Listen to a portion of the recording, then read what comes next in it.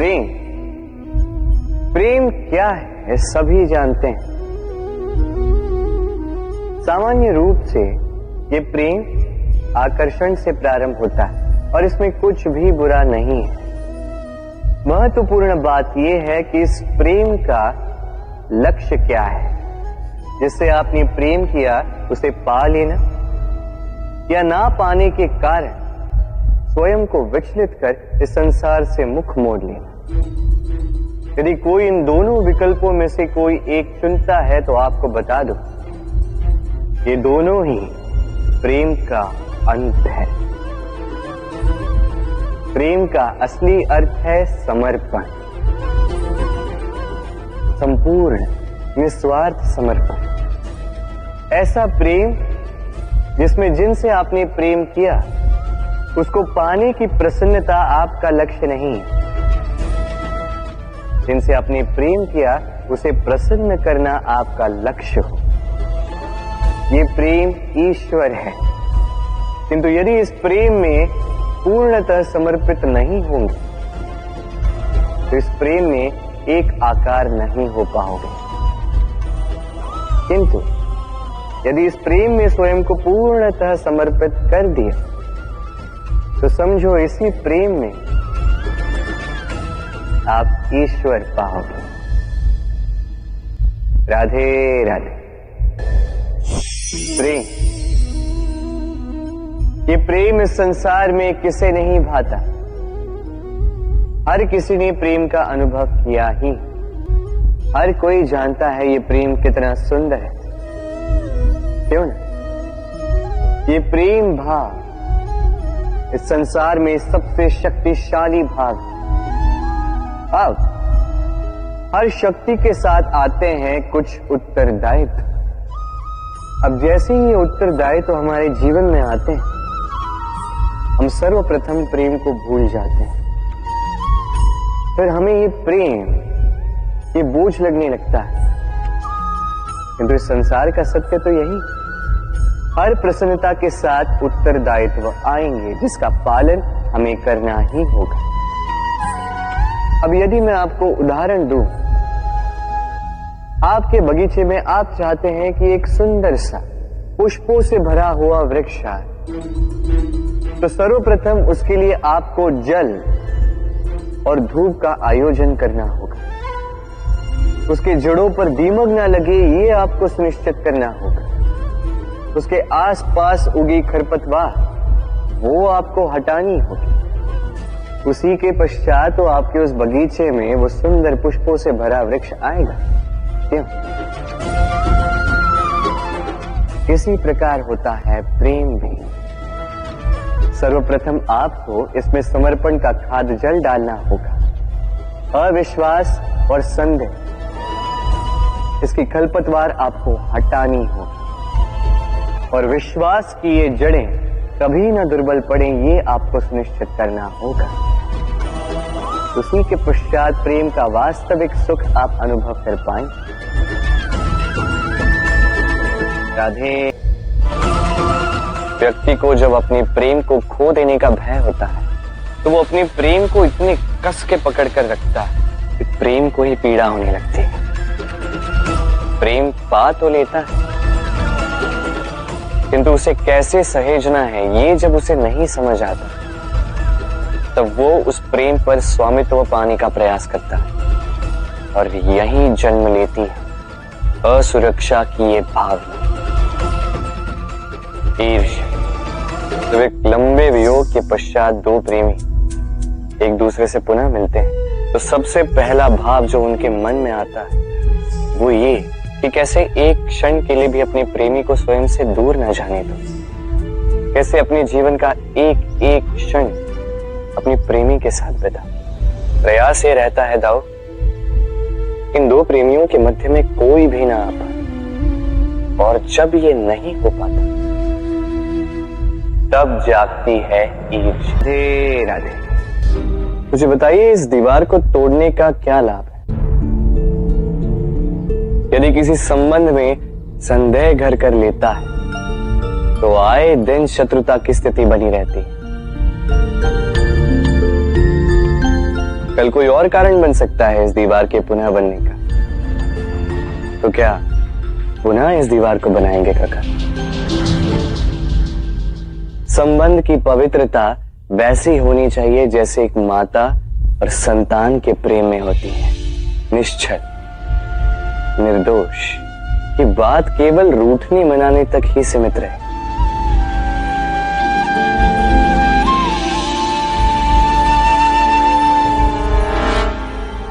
और कोई भी घुसपैठिया आकर भावों को दूषित न कर पाए, ना कोई वस्तु, ना कोई परिस्थिति, ना कोई व्यक्ति, कोई उन्हें अलग न कर पाए काका। सोचिए, यदि ये दीवार पुनः बननी है तो इसे तोड़ा ही क्यों जाए? यदि मन में एक अटूट संबंध स्थापित करने का दृढ़ निश्चय ही ना हो तो क्यों तोड़े इस दीवार को? बताइए, है विश्वास, है अटूट विश्वास कि ये संबंध कभी ना टूटेगा? यदि है तो तोड़ दीजिए इस दीवार में, अन्यथा नहीं। राधे राधे। प्रकृति ने मनुष्य को एक विशेष शक्ति दी, अन्य जीवों से अधिक शक्ति दी, स्मरण शक्ति। यही शक्ति मनुष्य को अन्य जीवों से भिन्न बनाती,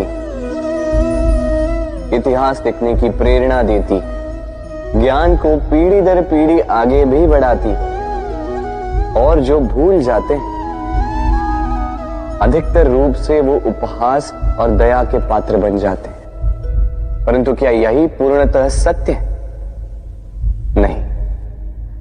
यही स्मरण शक्ति मनुष्य के विकास में सबसे बड़ी बाधा भी बन जाती है, उसके चित्त को दूषित कर देती।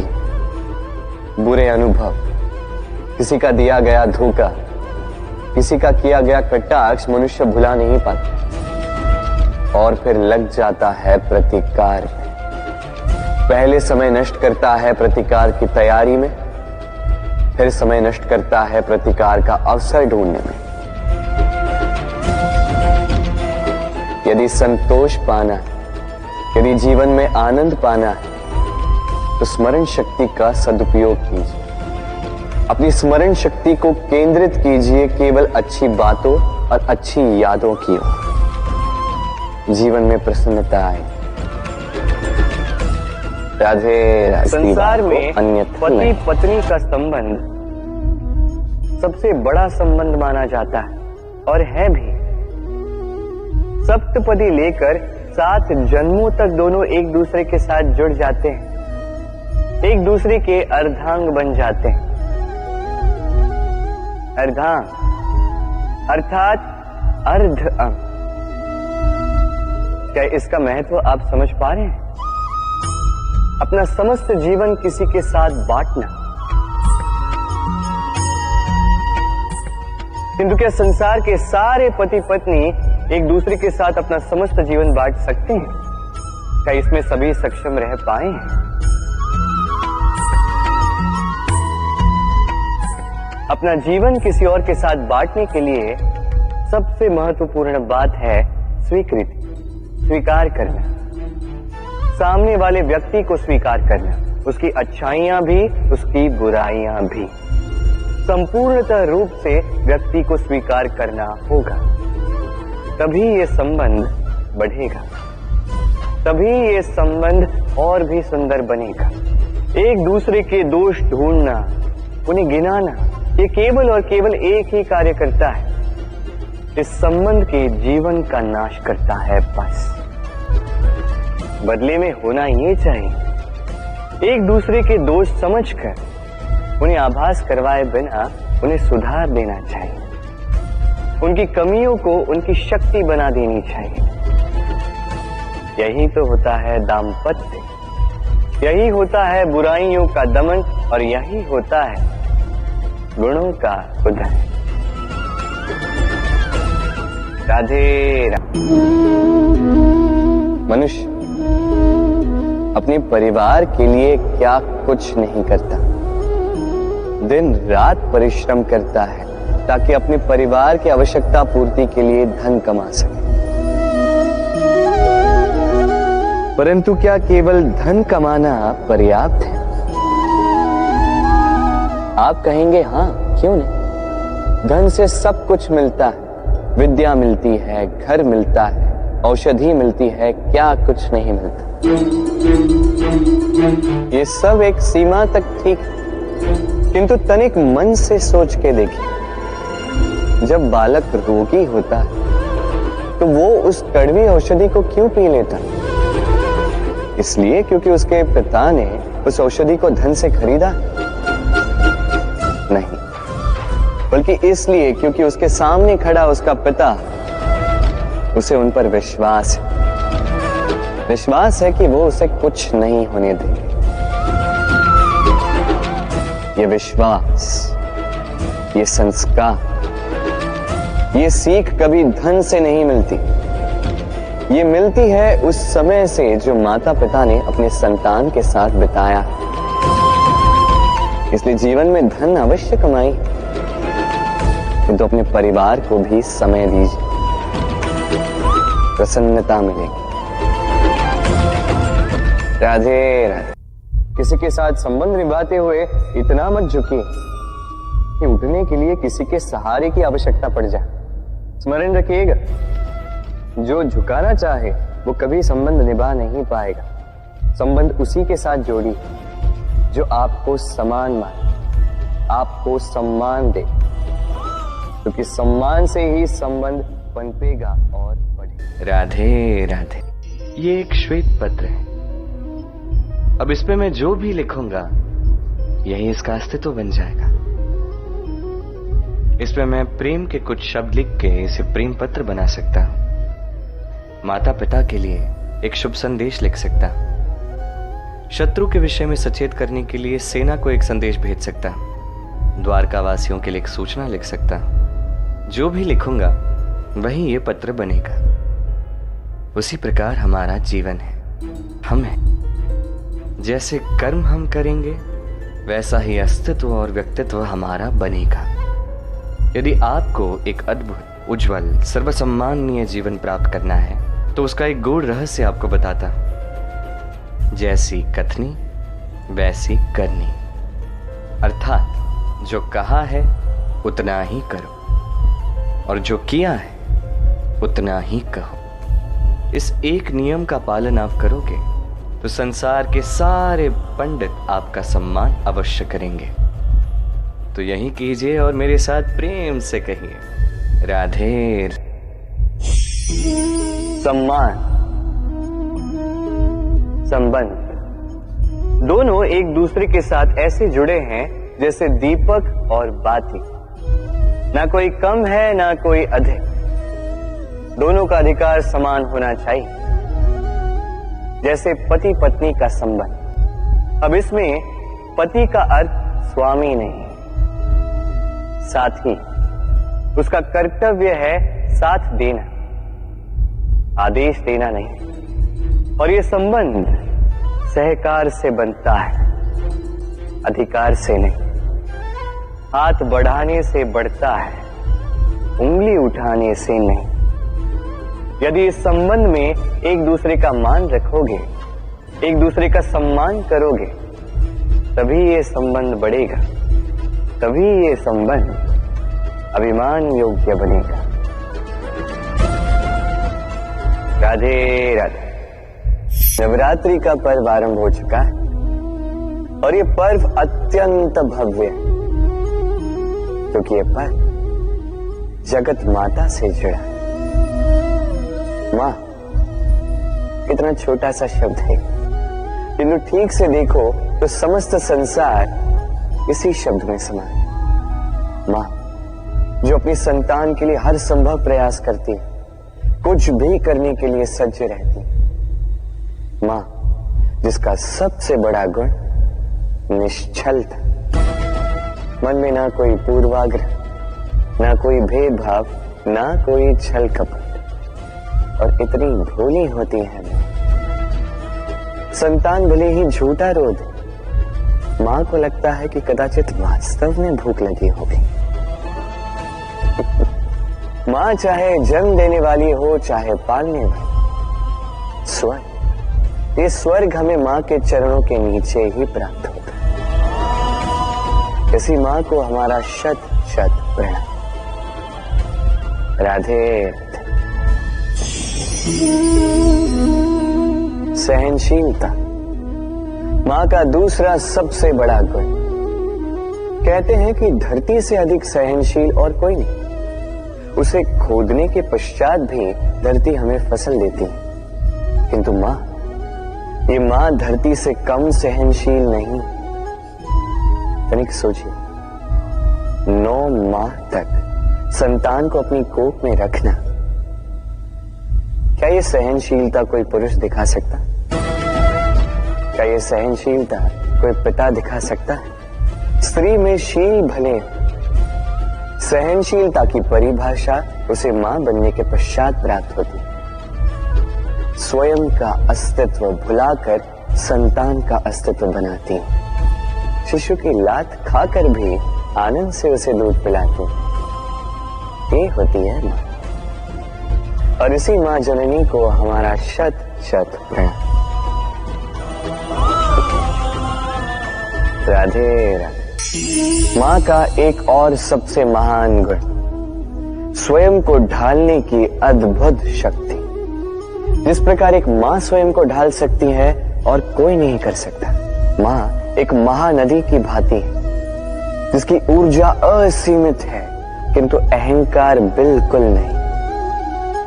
जिस प्रकार एक नदी ढलान के अनुरूप मुड़ जाती है, उसी प्रकार एक मां अपनी संतान के अनुरूप ढल जाती है, चाहे जैसी भी परिस्थिति हो। उसके सोने के समय के अनुरूप स्वयं का सोना, उसके जागने के समय के अनुरूप स्वयं का जगना। संतान की इच्छा का भोजन वो स्वयं का मनपसंद भोजन बना लेती। ये मां का आंचल ही तो है, जो धूप में छाप बनकर आता है, जो शीत में कंबल बनकर आता है। मां ऐसी होती है कि संतान की निद्रा ना टूटे, इसलिए एक करवट सोने का अभ्यास कर लेती, और इतना स्वयं को केवल वही ढाल सकती है जो संतान की ढाल बन सकती है। इसी मां को हमारा शत शत नमन। राधे राधे। मां के 2 और सबसे महान गुण, साहस और संबल। साहस ये कि वो अपने संतान के लिए कुछ भी कर सकती है, और संबल ये कि वो अपनी संतान को कभी टूटने बिखरने नहीं देगी। तनिक सोचिए, जब भी आपको चोट लगती है, चीख से पूर्व मां का नाम मुख में क्यों आता है? तनिक सोचिए, जब आपको बल की आवश्यकता होती है, साहस की आवश्यकता होती है, आगे आप अपना मार्ग देख रहे हैं जो अत्यंत कठिन प्रतीत हो रहा है, तब मुख से मां की ही शपथ क्यों निकलती? क्योंकि मां ही है जो हमें साहस देती है, मां ही है जो हमें सहारा देती है। मां जानती है कैसे हमारी उंगली पकड़ के हमें चलना सिखाना है। मां ये भी जानती है कि कैसे कान पकड़ के हमें उचित मार्ग पर लाना है। इसी साहसी मां को हमारा शत शत नमन। राधे राधे। कभी आपने सुना है, हिरणी सिंह से बचने के स्थान पर उससे जाके लड़ पड़ी। हिरणी ने सिंह पर आक्रमण कर दिया। कभी सुना है? कभी नहीं। किंतु ऐसा हो सकता है, ऐसा होता भी है, और ये होता तब है जब हिरणी के शावक संकट में हो। जब उन्हें सिंह से प्राणों का संकट हो, तब हिरणी भी आके सिंह से लड़ पड़ती है, उससे भिड़ पड़ती है, क्योंकि वो मां है, और मां अपनी संतान के लिए कुछ भी कर सकती है। ये ममता है, ये जितनी कोमल हो सकती है उतनी ही कठोर भी हो सकती है, और अपनी संतान के हित के लिए वो क्रोध की पराकाष्ठा पार करते हुए अपनी संतान की सुरक्षा करके ही रहेगी। और इसीलिए तो मां संतान के जीवन की सबसे बड़ी ढाल कहलाती। इसी मां को हमारा शत शत नमन। राधे राधे। करुणा, करुणा वो भाव है जिससे संसार के सारे भाव जन्म लेते हैं, और ये समस्त संसार ये मां से जन्म लेता है।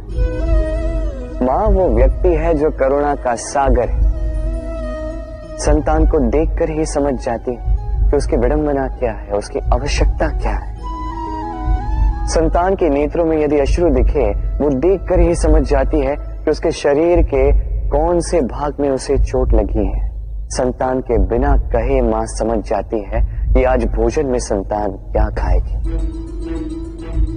ये होती है मां। मां करुणा का सबसे बड़ा रूप है।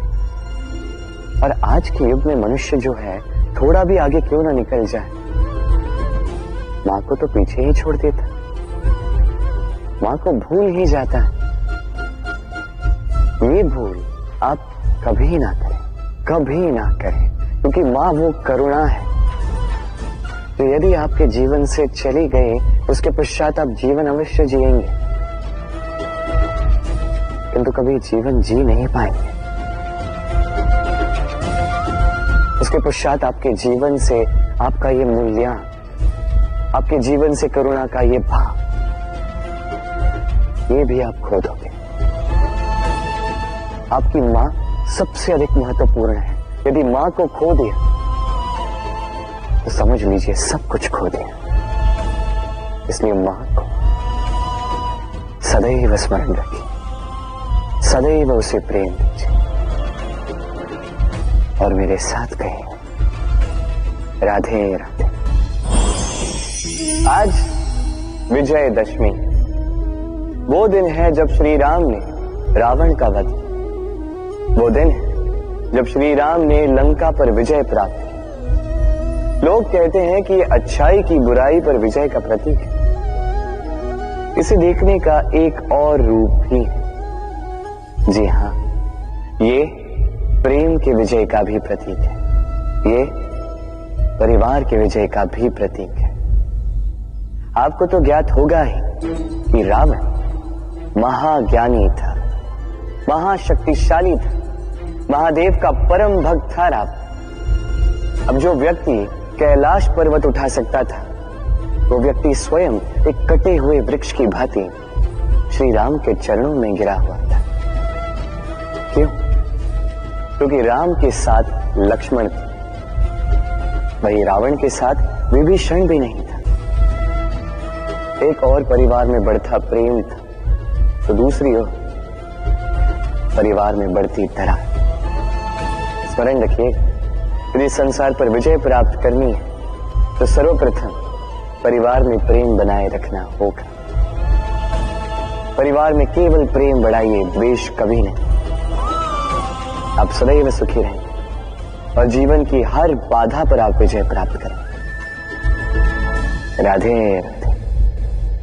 देखिए, कल जो आने वाला है उसके लिए आज को व्यर्थ करना अनुचित है। हमें इस प्रकृति से यही सोच, यही सीख पानी चाहिए। आज का ये क्षण ये कल नहीं आएगा, और कल जो क्षण आने वाला है वो आज को किसी भी प्रकार से प्रभावित नहीं करता। बस इसी सीख को ध्यान में रखते हुए आप सभी निश्चिंत रहिए। राधे राधे। जीवन क्या है ये जीवन? हम जन्म लेते हैं, बड़े होते हैं, हमारे माँ बाप हमें पालते हैं, फिर उनके धन से हमारा बालपन बीतता, फिर हम बड़े होते हैं, हम विवाह कर लेते हैं, हमारी संतानें होती हैं, हम उनको पालते हैं, फिर हम वृद्ध हो जाते हैं और एक दिन इस संसार से चले जाते हैं। क्या यही जीवन है? आता होगा ये प्रश्न मन में कई बार, है ना? अब तनिक जल की यात्रा देखिए। सागर से भाप बनकर उठता है, मेघ बनकर बरसता है, फिर नदी बनकर पुनः सागर में समावेश करता है। तो कभी ये प्रश्न नहीं करता कि उसका जीवन क्या है, उसका उद्देश्य क्या है। हर भाव जीता है और दूसरों के लिए जितना बन सके देता जाता। जब सागर में होता है तो असंख्य जल जीवों को जीवन देता है। जब सागर से भाप बनकर मेघ बनता है तो किसानों को आशा देता है कि फसल पुनः उपजेगी। जब वर्षा बनकर बरसता है तो इस सूखी प्यासी धरा को सींचता है। और जब नदी में होता है तो किनारों पर वनस्पतियों को जन्म देता है। तो सोचिए, क्या जल कभी ये सोचता होगा कि उसका जीवन क्या है, उसके जीवन का उद्देश्य क्या है? नहीं, वो बस अपना धर्म करता जाता और जितना हो सके सबको आनंद देता जाता। इसलिए जीवन में कभी ये प्रश्न मत कीजिएगा कि ये जीवन क्या है, इस जीवन का उद्देश्य क्या है। बस इस जीवन को जिए और जितना हो सके उतना सबको आनंद दे। मन प्रसन्न होकर बोलेगा राधे राधे। कभी वर्षा के कारण बने कीचड़ से होकर आप अपने घर गए? पादुका पहनने के कारण आप उस कीचड़ से तो बच जाते, किंतु उन पादुकाओं द्वारा उड़ने वाली कीचड़ की बूंदें आपके वस्त्रों को मैला कर ही देती। किंतु फिर भी उन बूंदों से आपके वस्त्र मैले हो जाएंगे, इस कारण से आप पादुका पहनना तो नहीं छोड़ते। इसी प्रकार जीवन में कुछ ऐसे लोग भी आते हैं पादुका की भांति, जो आपको कीचड़ से तो बचा लेते हैं, किंतु वस्त्र रूपी आपके मन पर शंका के दाग लगा ही जाते हैं। इन लोगों के कारण से मन को खिन्न करने की आवश्यकता नहीं। आवश्यक है ये सोचना कि आपको आपके पांव कीचड़ से बचाने या आपके वस्त्र। जीवन में गंभीर होना अच्छी बात है, किंतु हर बात को यदि गंभीरता से लेने लगोगे तो जीवन का आनंद समाप्त हो जाएगा। ये संसार अनित्य है, यहां पे ऐसा कुछ भी नहीं जो सदा के लिए जीवित रहेगा। तो जब तक ये जीवन है, संतोष और आनंद से जी। स्वयं पर छिटकने वाले कीचड़ पर ध्यान ना दें, बस आनंद बांटते रहें। मन प्रसन्न होकर बोले राधे।